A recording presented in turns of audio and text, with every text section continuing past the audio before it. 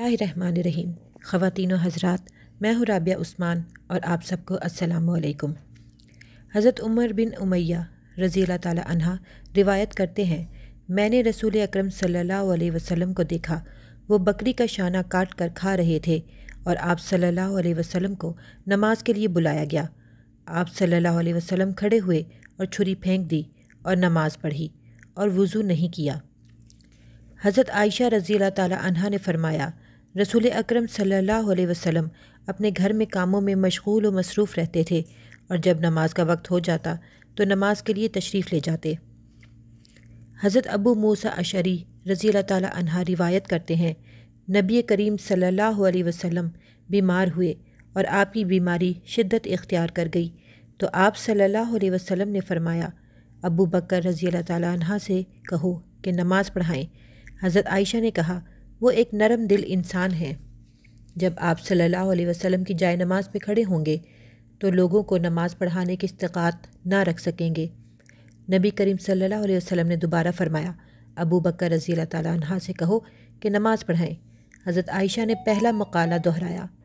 آپ صلی اللہ علیہ وسلم نے پھر فرمایا، ابو بکر رضی اللہ تعالی عنہ سے کہو کہ نماز پڑھائیں۔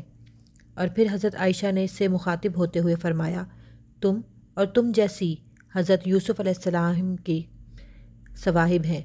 پھر حضرت ابو بکر صدیق رضی اللہ تعالی عنہ کے پاس حضرت بلال حبشی آپ صلی اللہ علیہ وسلم کا پیغام لے کر آئے تو آپ نے نبی کریم صلی اللہ علیہ وسلم کی حیات مبارکہ میں لوگوں کو نماز پڑھائی۔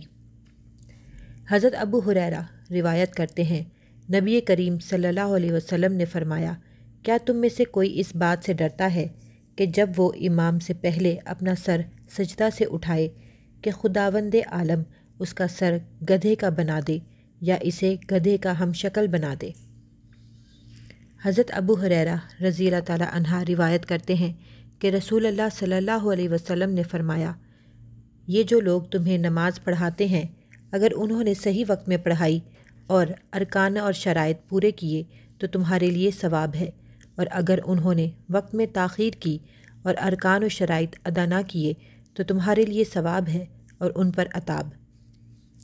حضرت ابو ہریرہ رضی اللہ تعالی عنہ سے روایت ہے کہ رسول اللہ صلی اللہ علیہ وسلم نے فرمایا، جب تم میں سے کوئی لوگوں کو نماز پڑھائے تو تخفیف کرے، کیونکہ ان میں کمزور، بیمار اور عمر رسیدہ بھی ہیں، اور جب تم میں سے کوئی بذات خود نماز پڑھے تو جس قدر چاہے اسے لمبا کرے۔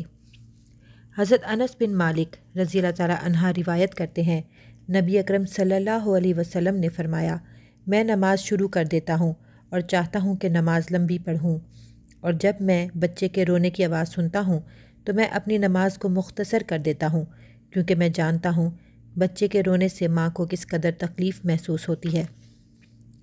اگر آپ کو میری ویڈیو پسند آ رہی ہے تو پلیز لائک اور شیئر کریں۔ اگر آپ میرے چینل پہ پہلی بار آئے ہیں تو میرا چینل سبسکرائب کریں اور اپنی پسند کا اظہار کامنٹس میں ضرور کریں۔ اپنی دعاؤں میں مجھے بھی یاد رکھیں۔ اللہ تعالی ہم سب کے گھروں کو آباد رکھے اور نیک اعمال کرنے کی توفیق دے، آمین۔